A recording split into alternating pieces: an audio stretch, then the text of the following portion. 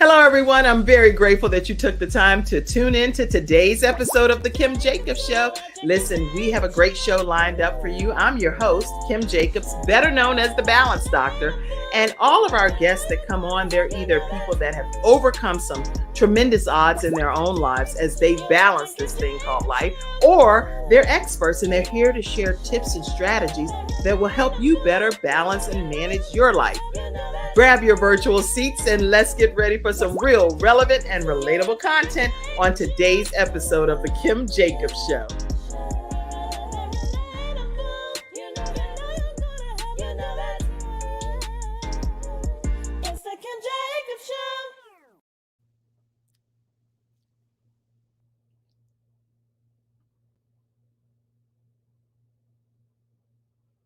Hello, everyone, and welcome to this episode of The Kim Jacobs Show. I am so honored to have with us today Jacquelyne Samuels and Katherine Lawrence. How are you ladies today? Wonderful. How are you? I'm doing great. You guys look so wonderful over there in the same bubble. It's like I feel like I'm almost in person with that happening. No. Yeah, thank you so much for having us on today. We're excited to be here. I'm super excited to have you. Where are you all located since you're there together? We're in Dallas. Actually, it's South Lake, Texas, but yeah, Dallas, Texas. Yes. Mm-hmm. Okay. And so, how's the weather out in the Dallas, Texas area right now? Hot. It's hot, right? It's hot. You can tell in Texas, like we're not ready for summer temps yet. I know. And how hot can it get in Dallas? Because I know, certain areas it gets like over 100 and some degrees. It can get that hot. Yeah, I think we have over 90 days over 100 usually. It's a lot. I've been in Dallas in the summer. Actually, I visited with one of my really good friends. Her name is Pat Smith. And Pat. So anyway, there it was beautiful, beautiful weather. But I was like, oh, people that have hot flashes, this is not a good situation. You're right. That's an issue here. Right. I was like, oh my goodness. But anyway, listen, everybody, as you're grabbing your virtual seats, I want you to come in quickly. Know that you are an important part of today's discussion. It's going to be an interactive discussion. So type your questions, ask anything that you have questions about while they're here. And definitely make sure that you send shout outs. You can donate to the Kim Jacobs Show. You can participate in any way that you choose, but most importantly, share the broadcast and let everyone be a part of today's discussion. Yeah. Were you going to say something? Say something too.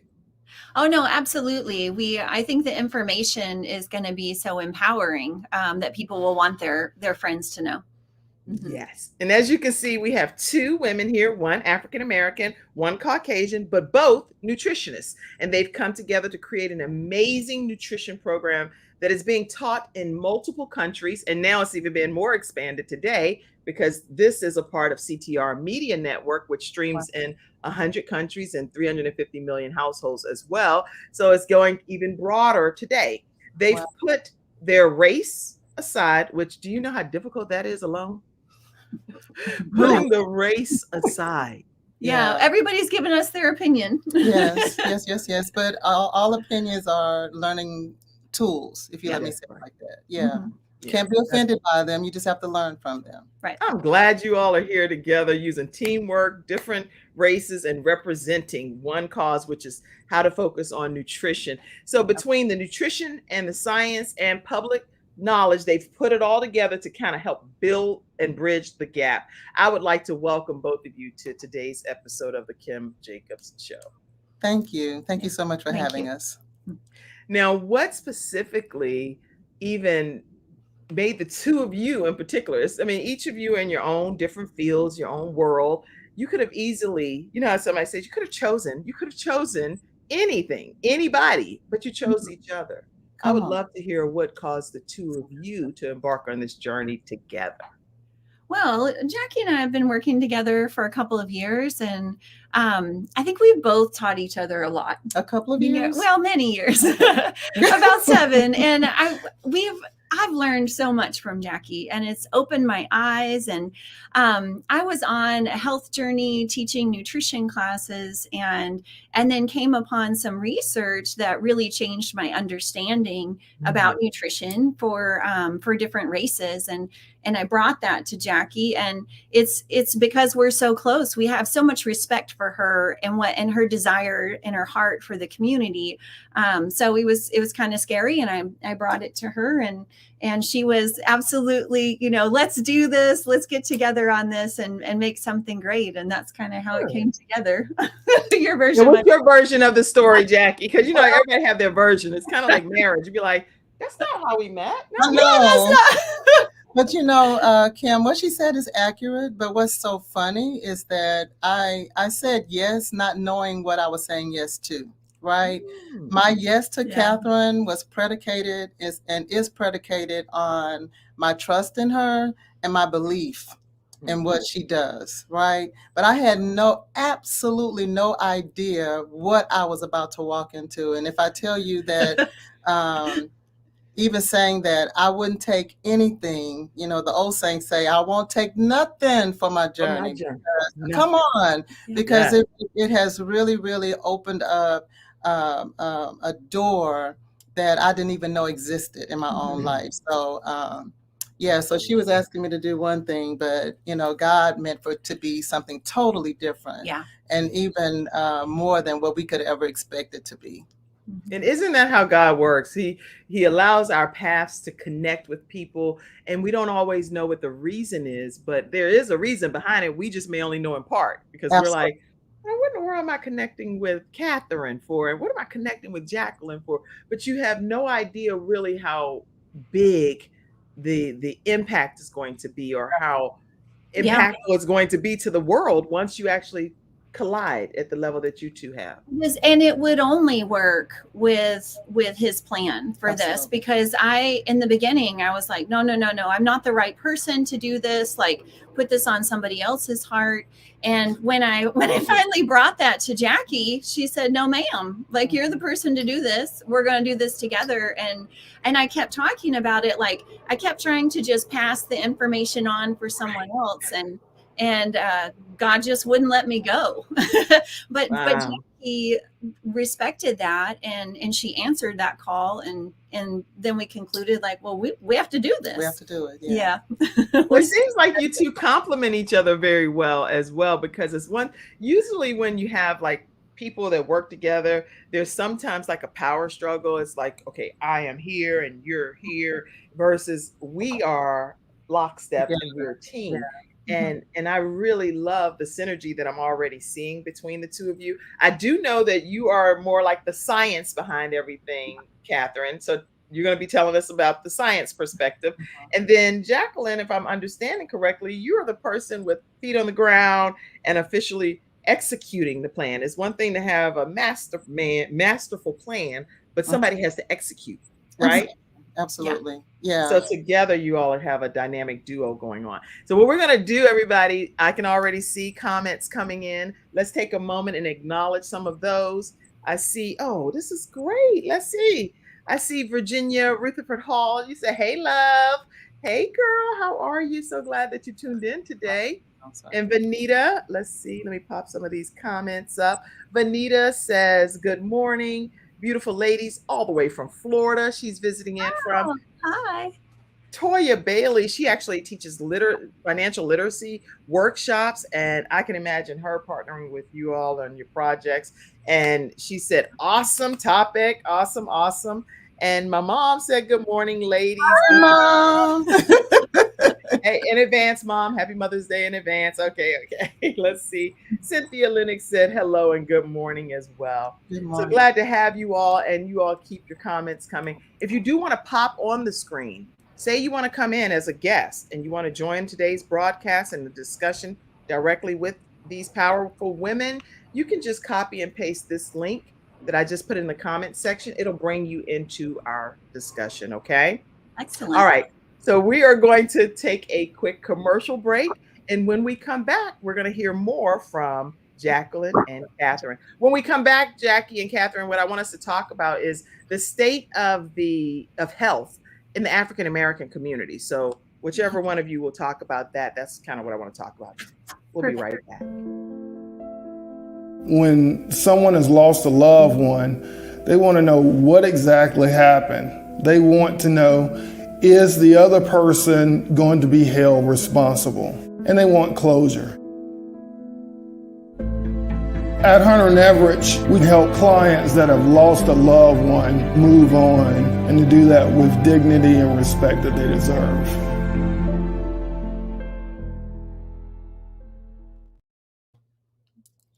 Back, and we're talking with Jacquelyne Samuels and Katherine Lawrence today. So which one of you want to talk to us about the state of health regarding the African American community? Well, I'll start. First of all, we know that the number one disease that's plaguing our community is heart disease. Yes, heart disease. That incorporates the high blood pressure, strokes. We know that cancer is an issue. Diabetes. Oh my God, diabetes, Alzheimer's. Do we just want to go down the entire list? Yes. And what's so sad, Kim, is that I believe there is a false sense of thinking that we're supposed to have to deal with these diseases as we age. That's a myth, everybody. It's a myth, and it's a lie. How about that? It's a lie. Yeah. But it's something that we have basically connected with, because in our communities, as we grow older, we've seen it in our families. And so there's this expectation, that we're going to have to deal with it one day, right? What I so appreciate, and I hope you don't mind me referencing God a whole lot, because you can reference God all you want on this show, please. Well, thank you so much. And I'll put everything down. I'm about to get comfortable. No? Relax, sweetie. But I believe that false sense of thought, I think that God has really taken and just turned that upside down as well, because now these same diseases are plaguing us as young African American men and women, and so we have to take our heads out of the sand, but we also have to know that these things can be prevented and they can be reversed if we take the actions that we need to take, right? I believe 1,400 people die on average daily in this country from heart disease alone. In our classes, and I just want to get a little personal, heart disease is what kept my father from living healthy before he died. The same was for his father. And I was thinking this morning on my way, I was like, I always reference my father and my grandfather, but it attacked my dad's brother. He died from a massive heart attack. My mother's brother, he died from a massive heart attack. My grandmother died from a massive heart attack. Come on through. Yeah. And so, and they were relatively young, they were relatively young. And so we have to step back and ask ourselves some hard questions. Is it something that I'm doing? Or more importantly, is it something that I'm not doing that's aiding and abetting this disease that has no place? Because it is not a part of the promise. And that we can't just keep saying I'm standing on the promises. You got to move your feet. You just can't stand. Walk on the promises. Walk on the land. Get some steps in and all of that good stuff. Right? Absolutely. Absolutely. We can protect our hearts. Go ahead. Yeah. So that was one of the reasons why I wanted to do this with Katherine. But it's also become, and I'm going to use the word burden, but guys, I don't want you to, because burden, at first thought, we'll think of it as something that we don't want to do. But this has become a burden on my heart, because it's also the hardest thing to do is to talk to my community, okay? And I'm just going to reference it because this is something that's needed for all communities. But since we're talking about the African American nutrition, it's hard because it connects us. Food connects us. That's a part of our culture. Soul food. It's a part of our culture. It's a part of our heritage. It's what we look forward to getting together and doing cookouts and soul food events. So it's a part of what happens. Yeah. Right. So if someone comes along and says, you know what, you need to make some changes in this thing that you're so connected to, then it's almost received as, oh, so you want to eradicate my culture? Right. You want to disconnect me from something that I've been connected to all of my life. Right. Get out of here, right? So that's not going to happen. It's not going to happen. Absolutely. Or I'm going to die of something. Oh, that's a common one. But even some of the things that we enjoy having, I'm speaking we, meaning African Americans, since I'm talking directly to you right now, Jackie, is if it's like certain things like macaroni and cheese and collard greens and different, it's not that it's a problem having some of those things. It's just a matter of how we prepare them, how how often we're eating them, different things. Because like I could eat macaroni and cheese frequently, but I don't that much because I know it's gonna sometimes if some of it might be too much for my heart to keep pouring pounds and pounds of cheese at that level. So but you're the experts. I'm here as the host today. Y'all talk about it. No, but you're absolutely right. And then is there a healthier way to enjoy what we love? I mean, can we at least explore that? Or, instead of closing the door to the idea, can we explore healthier versions of what we're connected to? Am I going to let my taste buds rule my health? Well, okay, I do need to stop you for 1 second because I am guilty of this, and you all put it in the comment section if you do this. If I go to a restaurant and they have macaroni and cheese on the menu, I always ask the server, is it like grandma's baked macaroni and cheese with the orange cheese, not with the milk and I don't know, whatever other kind of cheese Parmesan? That's not what I'm talking about. Right, yeah. The good stuff, right. Yeah. Is anybody else guilty of that? Please put it in the comment section because I am. Yeah. You want to chime in on that? Sure. Well, I mean, for starters, I'm originally from Louisiana, so I have a strong appreciation of all of these traditional soul foods because I grew up eating many of them. And I do want to clarify the nutrition and health is a problem across the board in our country. Mm-hmm. And because I saw someone ask, is that due to our nutrition? It's everyone's. I think what we're trying to do is raise awareness for how everyone in general can reduce their risk of heart disease, but also so for dentists, yes, nutrition definitely matters, but there's also some genetic differences with how African Americans process salt that dramatically increases risk. And so we're trying to raise awareness around that salt sensitivity, because I think that a lot of people will say, well, this is my heritage, my genetics. I'm just going to have hypertension or heart disease. And so we're trying to show there's an actual genetic difference, which makes nutrition even more powerful. Absolutely. Like that, there's a huge opportunity for people to make changes at home that can have a dramatic difference. I love that. Yeah, so it's a little bit of both. I think we always have more influence on our health than we think. Right. Mm-hmm. And we're more in control than we think. And then even in MountSinai.org, I have an article here that it says research suggests African Americans may carry a gene that actually makes them more salt sensitive, increasing the risk of high blood pressure and heart disease. And African Americans are disproportionately affected by obesity overall and then they go on to among non-Hispanic Blacks and those that are older as well. But it's since 77% of women are overweight or obese, and that they're likely to have more diabetes than non-Hispanic whites. Wow. So I can speak to that if you'd like me to elaborate on those a little bit. Yes, please.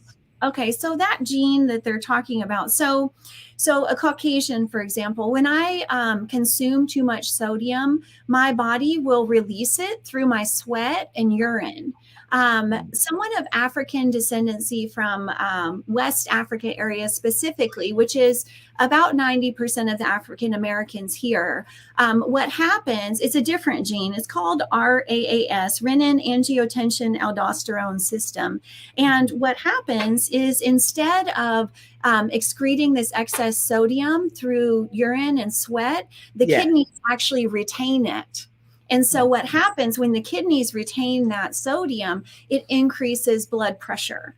And if you think about the hot environment in Africa, you need to hold on to that. That's the design, is to hold on to that. You wouldn't want to sweat out all that sodium. Right. And so it's this genetic difference that makes African Americans actually more salt sensitive.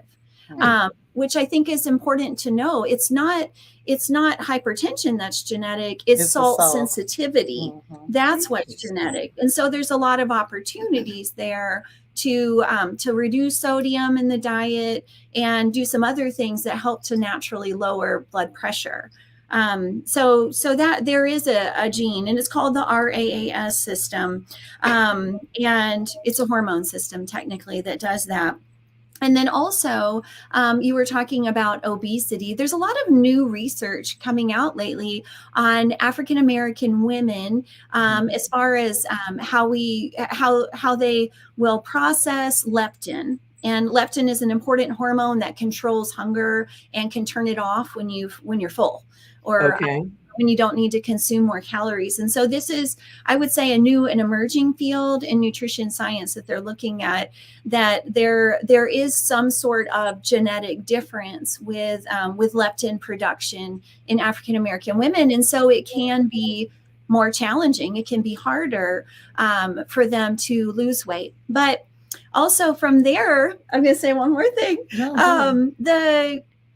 Our BMI system, our BMI charts, the body mass index, those are, I'm excited about this. They're looking at, and some have been created, different BMI charts for different ethnicities, for Hispanics and for African Americans. It turns out their BMI can be higher before having a significant risk for some of these diseases than Caucasians. And then Asians would actually be lower. And so I think as the public is getting knowledge of that, know, Jackie and I talked about it, she said, well, why does it matter that the BMI charts might not be accurate? And I said, well, it matters for everything, because that's how a doctor diagnoses. But yes, that's huge. Yeah, it affects insurance rates. It affects, like, if you're getting life insurance, what your projected lifespan is. And if the BMI charts were created around Caucasians, which they primarily were, it puts African Americans at a disadvantage because those numbers will appear to skewed. Be more negative. Absolutely. Yeah. In a much negative way, but then again, I guess it depends upon the person's body, because if I get my BMI results on my paperwork, then I can also look at my own gut and say whether it matches what that particular chart is saying. So I think that's giving fair balance here. All of the numbers aren't so off, if that makes sense. So it should be that it's close, but maybe close, but not close enough. But it shouldn't be that it's like a 20, 30, 40 point difference in the BMI either. Right. And that means it's just a problem for that person, regardless of what's happening. Yeah. And it can still be a problem. And so that's where the leptin issue comes in, of whether it's even harder to achieve a healthier weight. But African Americans have a different body structure than Caucasians. They have higher bone density, higher skeletal weight. And this is a blessing. When we go through menopause, what troubles Caucasian women is low bone density. And Jackie will probably not have to worry about that, because she had higher skeletal weight and bone density to begin with. So it doesn't plague African Americans like it does Caucasians. And so just understanding our physical our physical differences, I think goes a long way to creating change in the medical community too. I think that's very enlightening. And I was looking here online, and it's saying that this hormone is released, the leptin is released from fat cells into adipose tissues, and it signals the brain in particular to an area that but it still doesn't affect necessarily the food intake from a meal, but instead it acts as a way to alter the food intake based on everything what you're saying here, which broke it down nicely. Yeah. So what we talk about in our book is that it's specifically African American women, not so much men, which is interesting. They're finding this higher leptin concentrations. And what it does, it leads to overeating. It triggers hunger. And then it leads to excess fat storage when she does eat. And what that means is that the brain receptors are becoming resistant to it, and they can't quite figure out why, but there is an acknowledgement that African American women specifically do have this difference. And so they need more tools and more ideas on how to achieve a healthy weight. Because you're right, it is important to be close to that range. So in the book, African American Nutrition, Learning How to Use Nutrition to Your Advantage and Reclaim Power Over Your Health, Katherine speaks about this and many other topics that's going to be extremely beneficial to you, especially in the African American community. How do they get a copy of this book? They can go to our website, aanutritionclass.com. And there they can order the book. They can say, hey, I want to be part of the movement to share this in my community. You can you can purchase the curriculum. It's ready to go, turnkey, so that someone could teach the classes in their community. And then you can find other classes that Jackie and Terry and some others are teaching around here in Dallas-Fort Worth. So it's all on aanutritionclass.com. So this is also a turnkey program that you're going to be able to, in your own local community, grab hold, as my grandma would say, grab hold to this information and be able to start rolling it out in your own local chapters, if you say that, if you want to call it a chapter. But it's already prepared for you, the guide, the information, right at aanutritionclass.com. So if you're hearing this information and you think it'll be beneficial to your local area, definitely visit that and learn how you can become certified through their program. This is excellent. Absolutely. Excellent information. Yeah. We're all about getting the information to the people. You know, if the people won't come to you, go to the people. Yeah, I'm excited about what I'm hearing now. Jackie, when we come back, I'd love to hear from you about how is it that you, with this particular mission, what did it do for you personally? Because it's one thing to be asked to do a project, take it on, embrace it, and then start rolling it out. But that's more like a remote job type of thing or whatever. It's a project. But you took it on at a different level and it impacted you personally. So when we come back right after this commercial break, hearing from Silver Shield Security, then we're going to learn more about Jackie's personal journey. We'll be right back.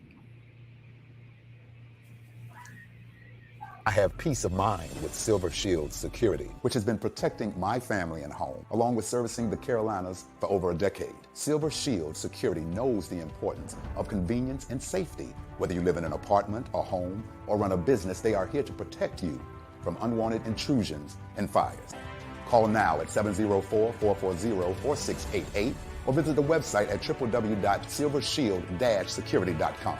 You can use my promo code #ToneX and get 1/2 off your installation price. Don't forget to ask about the new no money down options. Let Silver Shield Security help to give you peace of mind, just like me and my family, and keep your business safe.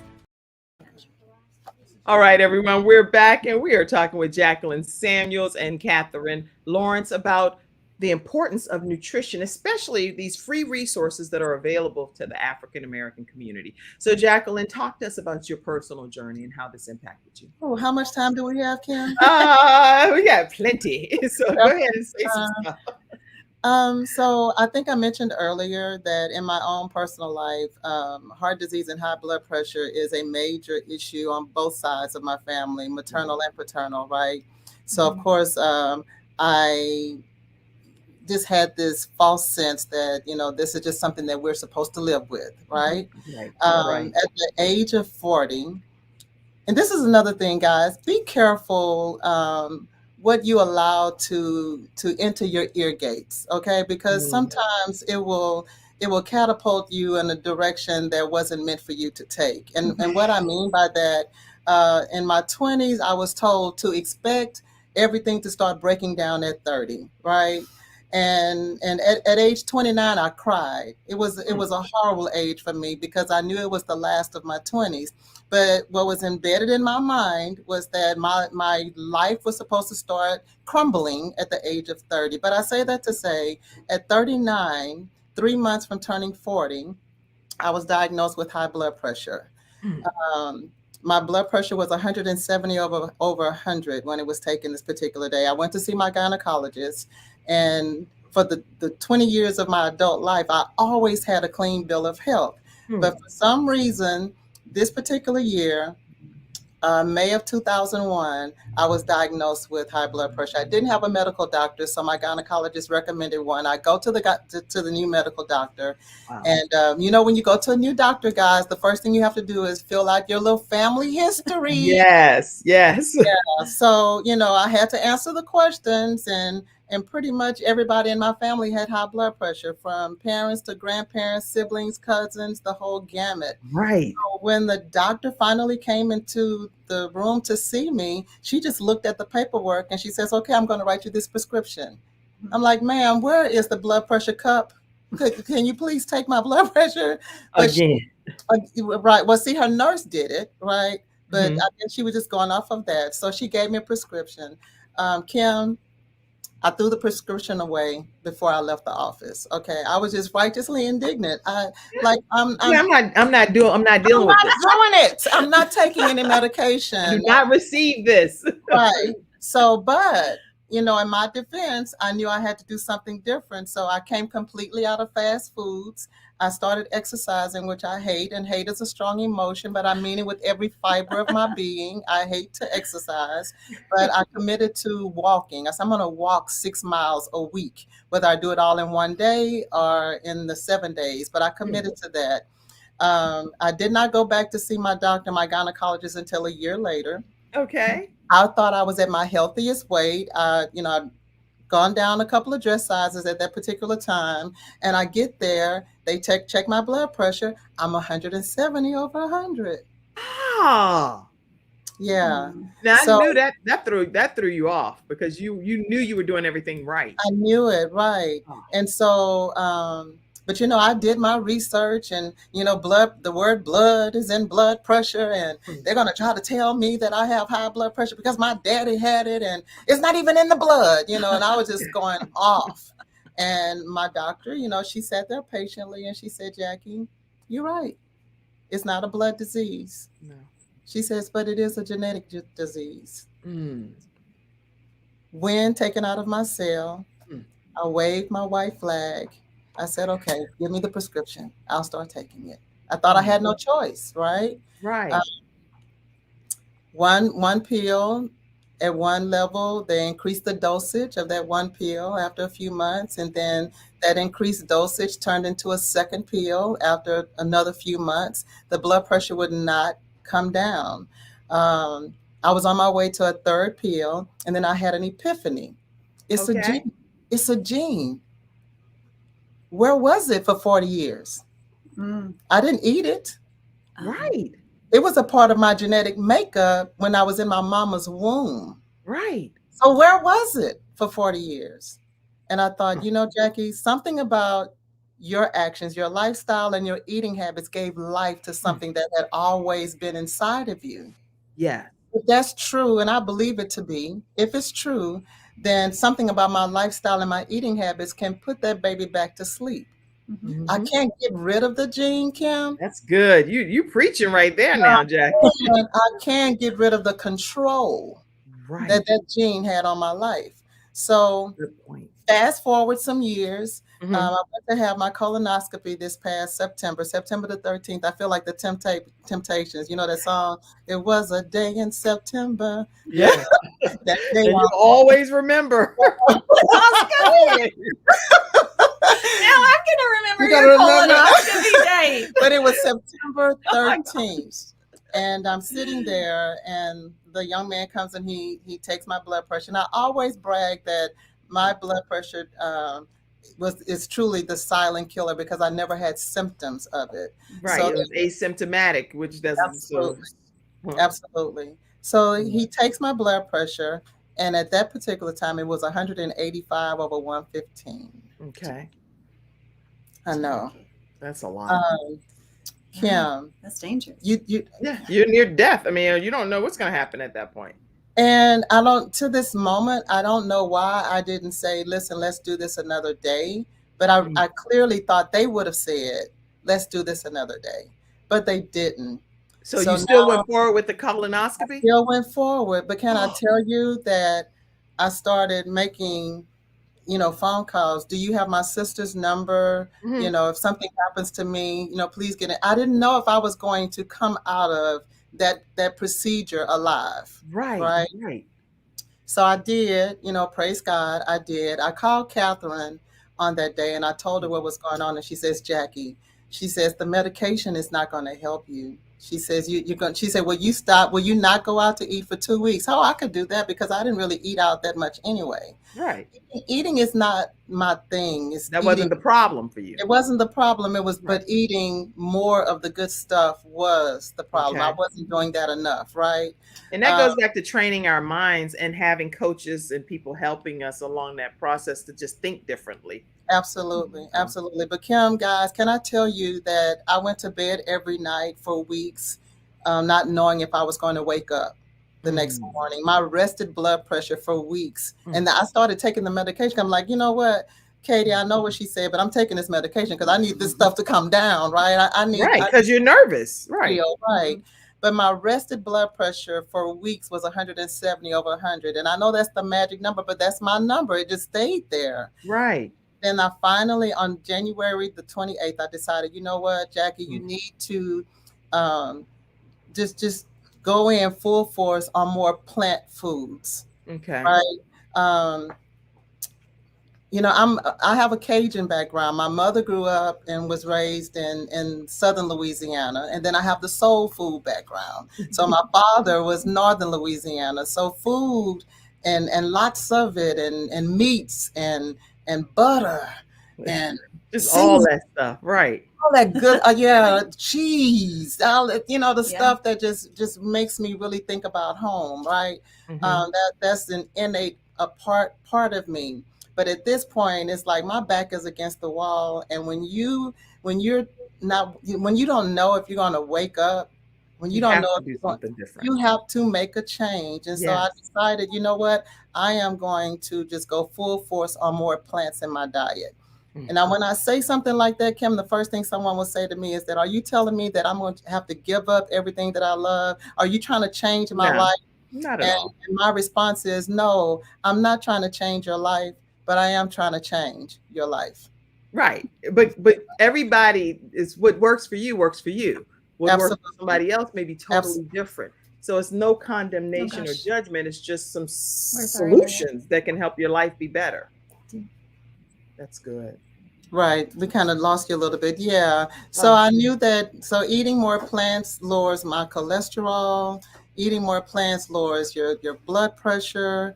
And so I started searching what's specific, to my concerns at that particular time. And you know what? I learned that even though you research for something specific, it's going to address other areas. Yeah. And everything will come into alignment better. Absolutely. So I can tell you that since January the 28th to now, my blood pressure has remained at 120, 119, over 77. And I can't deny it. And this is what I teach. I use the 80-20 rule. Okay. You have to start somewhere. So my goal is to eat healthy 80% of the time. Yes. And then leave that 20% for the stuff that I love. Okay. Good. Tell me that I can never have peach cobbler again. Guess what I'm going to do? I'm going to find a peach cobbler everywhere I go, because you're telling me I can't have it again. Right. It defeats the purpose. But what I found is that because I live in 80, when I step over to the 20, I don't overindulge. Right. I can just get a spoonful or two and I'm good. I'm good. Why? Because my body is now accustomed to the 80%. What am I saying long and short, guys, is that you can retrain what your body will receive and how you receive it if you first change your mind. That's right. Good. Change your mind first and be willing to unlearn. We're all about learning. Well, let's start with unlearning some things so that it can make some room for the new things that we're going to learn. I love it. Now, I know we heard from her African-American perspective and how it actually helped her personally, Katherine, on her journey. Jacquelyne, I would love to hear from you, being Caucasian and doing all of the research and the science behind everything that you've learned along your journey. How has working with Jacquelyne and learning more about the African-American community kind of humbled you in your experience through research and stuff. So when we come back after this commercial break, I'd love to hear your perspective on things. And I do have a question that came in from Toya Bailey, and I want to see if we can get that answered. How do you turn that off? What is that, though? I don't know what that is. I think she means the genetic difference. Oh, how do you turn that genetic difference off? Right. I can answer that too when we come back if you'd like. Okay, yes. So right after this commercial break, Toya, we're going to hear the answer to your question, and we're going to hear from Katherine's perspective on how she's been humbled in learning more about her research. We'll be right back to hear more from Confidence Tones. We'll be right back. Welcome to We are back. And listen, Confidence Tones, if you want to learn more about how they work and how to get them, you can go to visit definitelyconfidencetones.com, but you can also call Dr. Jody Baer at 800-820-0584 or visit her website at drjod.com. All right, that's one of our episode sponsors, and we want to thank them. We want to also thank Silver Shield Security. That's silvershield-security.com. There's no contract needed to have security in your home. Make sure you let them know that the Kim Jacobs Show sent you their way. And also thank attorney Charles Everidge with Hunter Everidge Law Firm. They're in the Virginia area, Richmond, Virginia. They're also in the Carolinas and Alabama. So let them know that we sent you over if you're dealing with disability or workers' comp or wrongful death of a loved one. We're back and we're talking with Jacquelyne Samuels and Katherine Lawrence. Let's address Toya Bailey's question first. How do you turn that whole gene thing off? Okay, and that ties into another question about what do I need to eat. So what we educate on in our classes as far as turning it off is a couple of key things. So one would be increasing fiber. We need to get to, research shows we need at least 40 grams of fiber a day, and most Americans only get about 10 grams. So look at where you can get more beans. Fiber is only found in plant foods. So look at where you can get more of those, because that's going to help to naturally remove excess cholesterol, and it brings down blood pressure. Also, I want to read from the book. There's some specific plant foods that are potassium rich. The reason that's important is because potassium rich foods, they actually relax the blood vessels and they encourage sodium excretion through the urine. So they help the kidneys to release that. And that would be like beans, lentils, potatoes, broccoli, spinach, beets, avocado, red cabbage, bananas, cantaloupe, even almonds. Those are going to help to naturally lower blood pressure. And then also look at how much oil you're using to cook, because that's a little bit here and there. If someone adds a tablespoon to each of their meals a day, that ends up an extra 18 pounds at the end of the year. Mm-hmm. And so I think a lot of people don't realize how much fat they're eating. And so if we're acknowledging this possible difference with leptin concentrations with African-American women, then it would be especially important for them to try to remove or reduce oil in their diet. And most of that, like Jackie said, it comes from eating out at restaurants and fast food and processed stuff. Yes. And then not using it at home, and then increasing fiber and those potassium rich foods, because that fiber is going to help her fill up faster. Absolutely. And that actually will have the opposite effect of the leptin. So fiber is really important for telling our body, okay, we're full, and fiber comes in foods that are naturally low in fat. So that those are some of the key things. That's really good. And somebody should type that in the comments section, like 40 grams of fiber. 40 grams of fiber daily is what a minimum goal should be. And that's really good. And Toya Bailey said, thank you so much for your answer. Cherise said yes to everything you all are saying. Toya also said, I was told to use avocado or coconut oil. Is that good to use? I would recommend going for the whole food instead. Instead of avocado oil, that's just 100% fat, I would go for the avocado. So you get the fiber and protein, most of the nutrients in a plant food are attached to that fiber. So anytime the fiber is removed, like to make a juice or something, you're losing a lot of the nutrients. So my preference would be for you not to add any oil if this is something you're struggling with, and just get the avocado so you get more fiber, and really focus on beans.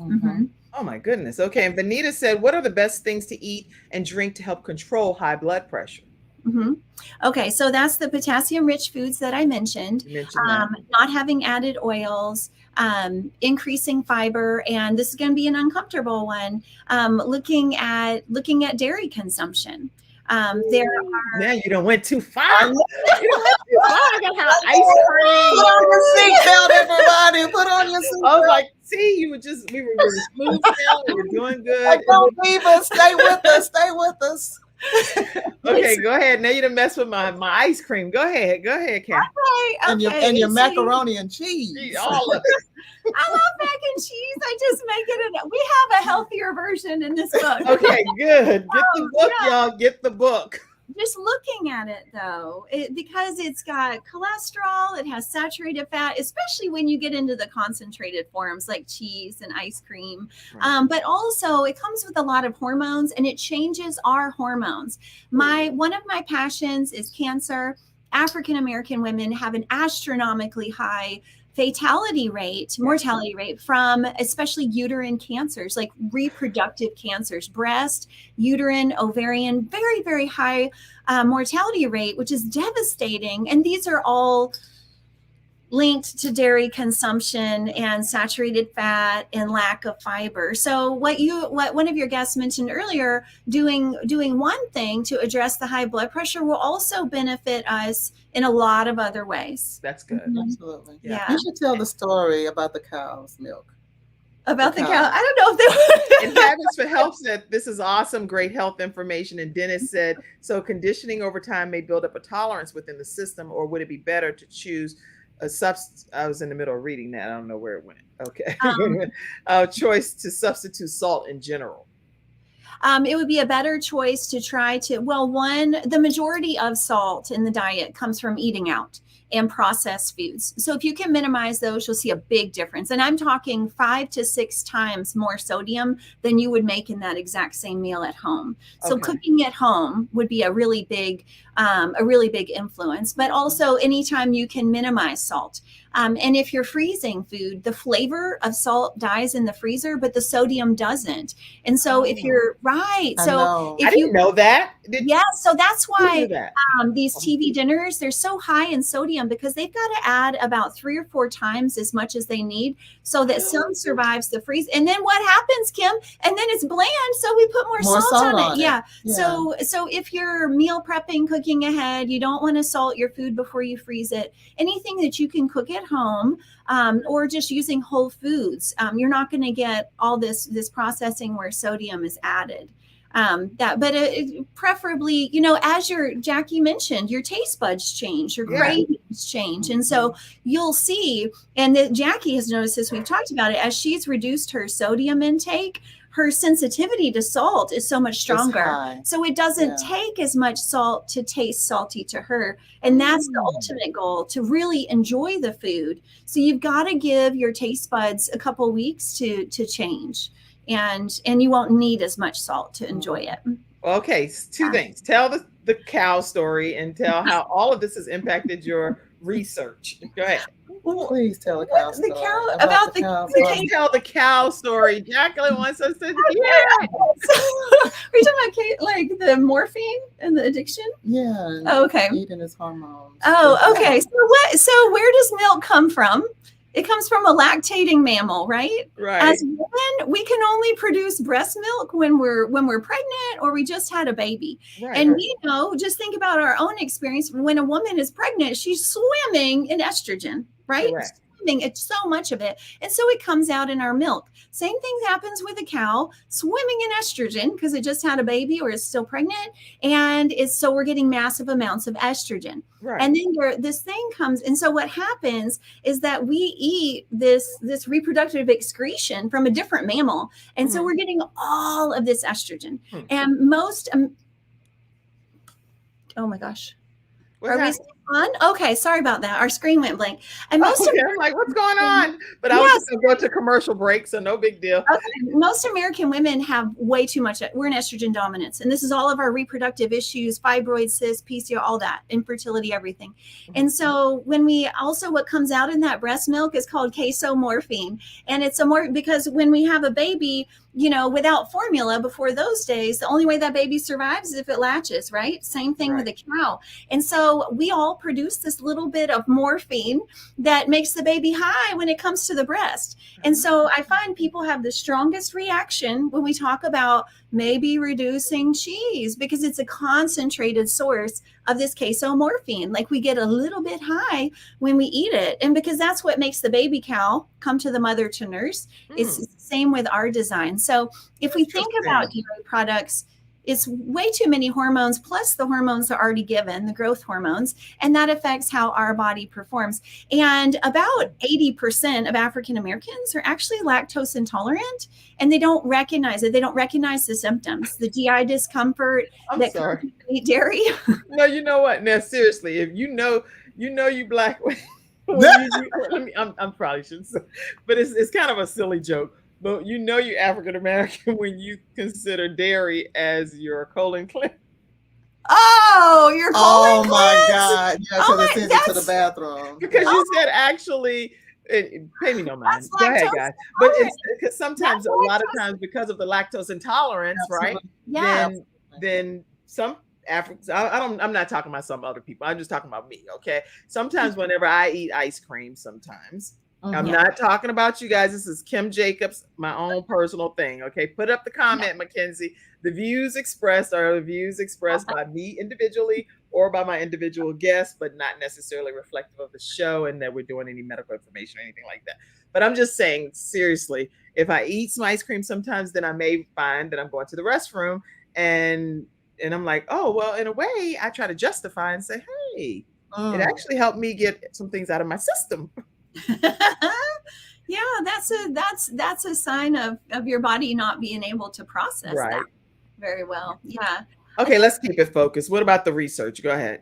I'm doing too much. You asked earlier what had humbled me with this. So I'll say in the beginning, I've been teaching nutrition for 15 years now, and I think that I had some naivety and ignorance. I assumed that all nutrition research and recommendations applies to everybody. So I was going through a refresher program with Stanford, and I saw this little tiny footnote about, it was like tiny asterisks, vitamin D recommendations would be different for African Americans. And I thought, this is the first time I've seen this ever. And I started digging into it. And then I was learning about cancer rates and blood pressure differences. And it opened my eyes to so much. I realized that, one, I had made assumptions that nutrition is the same for everybody. And the common threads are the same, but different things are more effective for different cultures. But also, I recognize this glaring lack of nutrition research on the African American community. There's just not enough research to support these differences and exploring those. And so that was humbling to me. And then I really understood what institution, I think for the first time, you can read about it, but I really had to get into the science and I understood how there's institutional racism in the medical community. And it's not always intentional. I'm not saying that. I'm saying differences, a lack of understanding. Like, I want to give you two examples if I can. Blood pressure medication should be prescribed differently for African Americans, we know, than for a Caucasian. And many doctors are not aware of this. And they're prescribing like the same type of blood pressure protocol. But we know that African Americans, they respond better to diuretic type water pills. And also calcium channel blockers are more effective for that community than for Asians or Caucasians, for example. So that was one difference. Another one is, do all OBGYNs know that African American women have a shorter cervical length? It's about 27% shorter. That's extraordinary when you consider that is huge. And what that means for a doctor to know that means that an African American woman is at much higher risk of preterm birth.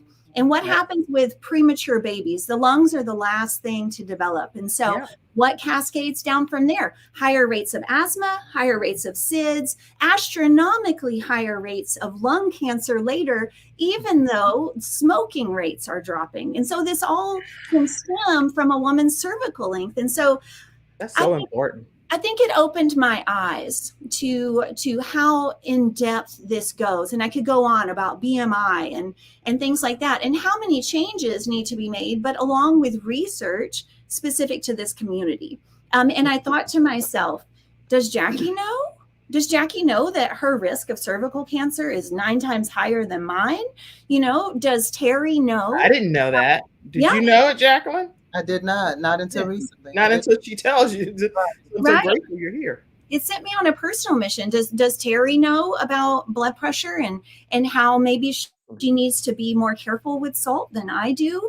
And all these women that I know and love and care about, this information they didn't know, which tells me their doctors might not have known. And where I've learned from Jackie that a lot of health information in the African American community comes through the church. Right. And that's a huge part of education on health. And so maybe this is something that we need to get into the churches to empower men and women. Absolutely. But there are specific risks for African American women that are very, very concerning, and I think need a lot more attention. Wow. Mm-hmm. Okay. Well, this is so enlightening. Everything that you all are sharing here today. I want to pop this QR code up and tell them, when you scan the QR code, what's going to be the information that they'll get, Jack.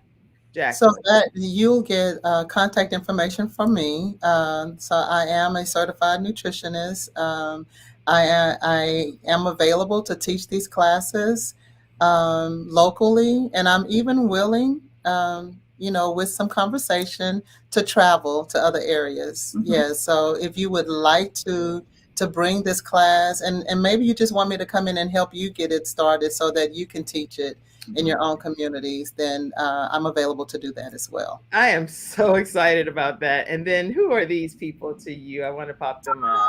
Mama. So now you want to make me cry. So to the left of the screen, that's my grandmother.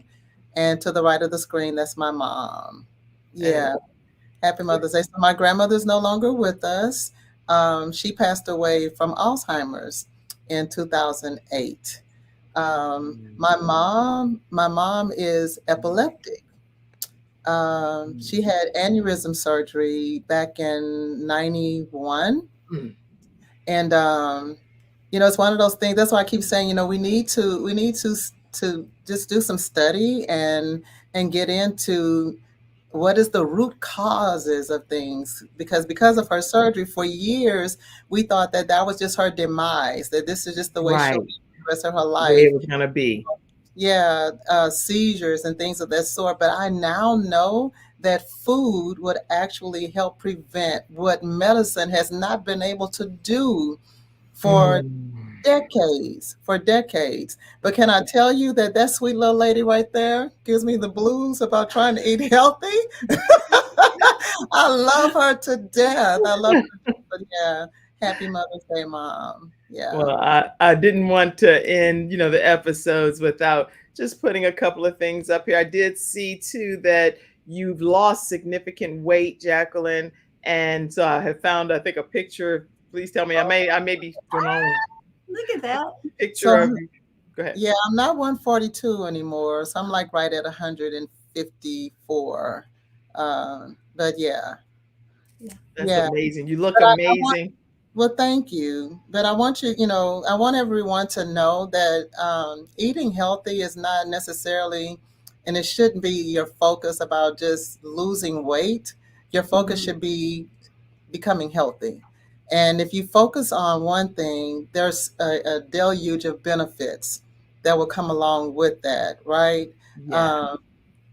Because I think that if we just focus on a certain size or a certain weight, that keeps us topsy-turvy all the time. We're always up and down, and we can never get to a plateau.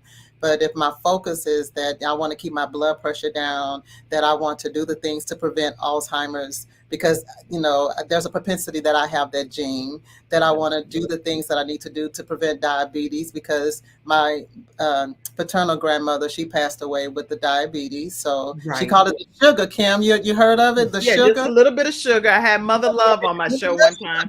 She said she's half the size because she cut down just a little bit of the sugar. Yeah. Yes. Yeah.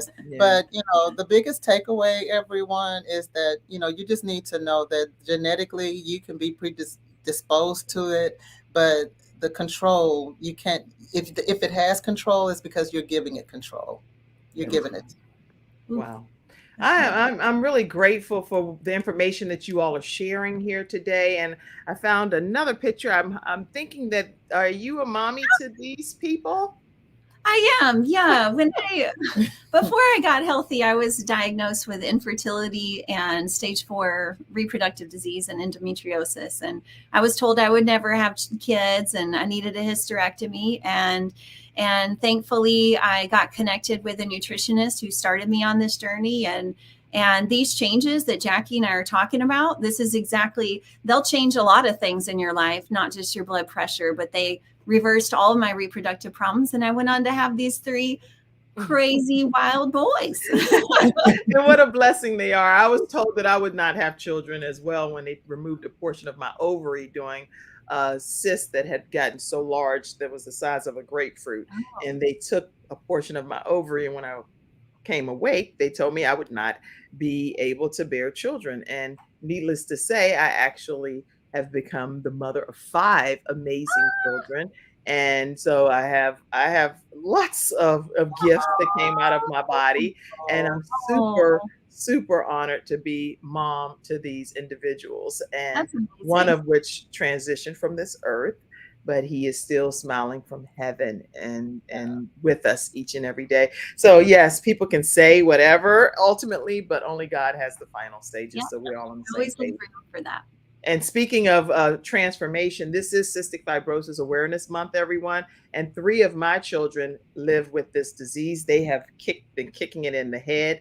So one of my sponsors for this episode is one of my sons, Jeremiah Jacobs, and he helps with websites and things. And I'd love for you to check out his page. He's a digital marketer. He's an actor and an avid fisher. So JeremiahJJacobs.com is his site. My daughter, Jayla, there, she kicks cystic fibrosis in the head as well.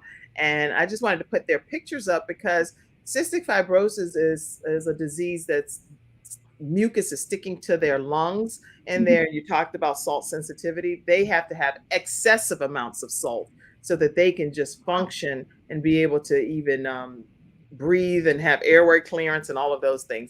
But this is my other son that fights cystic fibrosis, and it looks like a nude picture, but since it's nutrition that we're kind of talking about today, he went on his own health journey. And as one of our episode sponsors, majorpt.com, and he has transformed through nutrition. And that's why I'm going to connect him with you all for sure, because he's transformed through nutrition and has lost over 100 pounds. And he teaches people how to help with their transformations through exercise, but mainly through that nutrition. So I'm going to have him connect for your course and become maybe one of the spokespeople or advocates, because he can teach it. That'll be amazing.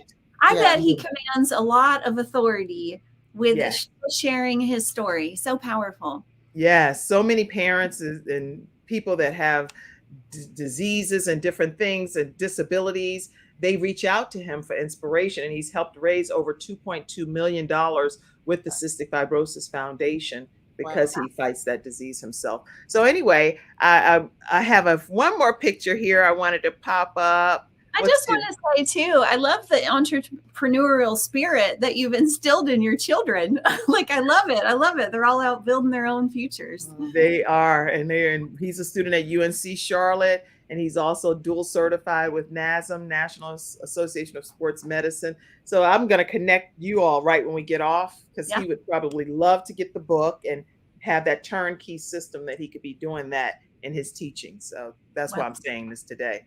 Okay. All right. I wanted to pop these 2 last pictures up too. Who is this? I hope it's somebody. That's my mom. That's you look so much like her over there. I said, this has to be really? Mom. Thank you. I do want to say she's been battling Parkinson's for 20 years almost, and we've been slowing the progression of that, fighting that, and nutrition makes a big difference for her.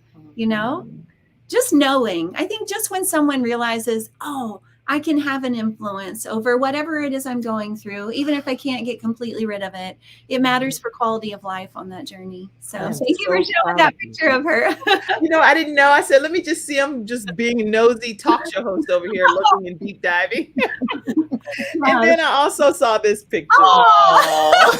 So we have 5 kids together, and this is also a boyfriend and a girlfriend. They're going to get mad. We put this up there, but these are our miracles. Without these amazing things that have happened in our life due to food, it would be we wouldn't have all these blessings. And we have 2 young adults that are ours. Cody is 23 and Courtney is 25, and it's exciting to see them making healthy choices for themselves. I think that generation, they think about food differently than we do, and they're more conscious about it and more empowered. So that's probably one of my proudest things, is that my adult kids who can choose what they eat still choose well. That's good. And I'll put this picture only because it's my mommy up here. And I said, I want to at least show my mom. Sometimes I don't get a chance to show her. And I am so honored to have my mommy here as well. She is so beautiful and so young. Is that mom right there? That's my mom. Yeah, that's my mom. I thought that one was you, the last one. Yeah, and so and then she's fun and just a great overall mom. My kids were like, Grandma, you might want to get out of that car. It's going to go fast. Wow. So, and just in getting prepared for Mother's Day, I just want to say I believe I have the best mom in the world. I'm sure we all feel that way. Absolutely. And I'm honored. All right, y'all, we have been on for a while and I've had a great time. I know it's time to close it out. I don't want to go. But how do people join this movement? Because I think it's a movement. How do they join it? Yes. They can go to aanutritionclass.com. And that's where you can find the book. But if you really want to join the movement and make a change, follow what Jackie's doing, become an instructor, get the curriculum so you can just pour into your community.